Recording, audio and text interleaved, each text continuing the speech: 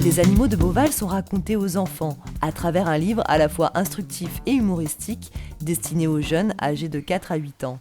Cet ouvrage a été entièrement conçu par le service pédagogique de Beauval. Voici l'histoire de sa fabrication sous le feutre de Maude.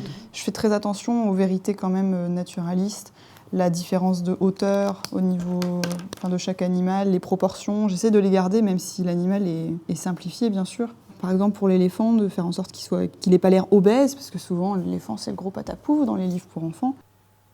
L'important d'après moi c'est les yeux, parce que c'est par les yeux que tout passe en fait. On humanise toujours un peu les animaux pour les enfants, enfin moi en tout cas je le fais, pour justement que ce soit plus facile d'interpréter des expressions. C'est ce qu'ils font dans les dessins animés d'ailleurs. Un cheval, il aura les yeux plus devant pour qu'on puisse capter des expressions. Pour s'inspirer, Maude puise dans sa bibliothèque. Mais par souci de précision, elle va aussi chercher des informations directement à la source. On dit souvent qu'un éléphant mange 150 kg de nourriture par jour, par contre on ne sait pas ce que ça fait en vrai.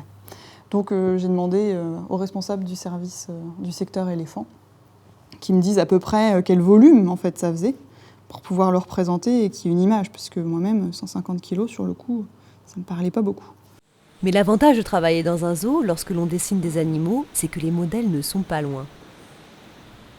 Dès que je bloque un peu sur un animal, que j'ai un peu de mal à le dessiner ou que j'arrive pas à le styliser, donc là dans ces cas-là, je préfère retourner aux sources et essayer d'après nature. C'est plutôt pour ma main, que ma main elle mémorise un petit peu les formes de l'animal en fait.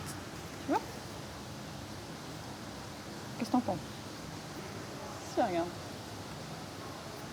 Ouais, moyen, hein. C'est encore du travail. Je pense pas qu'ils reconnaissent que je les dessine, mais oui, ils se demandent ce que c'est, et puis comme ils n'ont pas forcément l'habitude de voir les objets que j'ai dans les mains, ça les interpelle.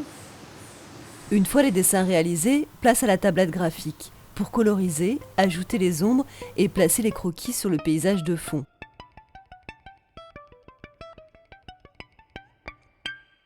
Voilà, c'est prêt, alors bonne lecture!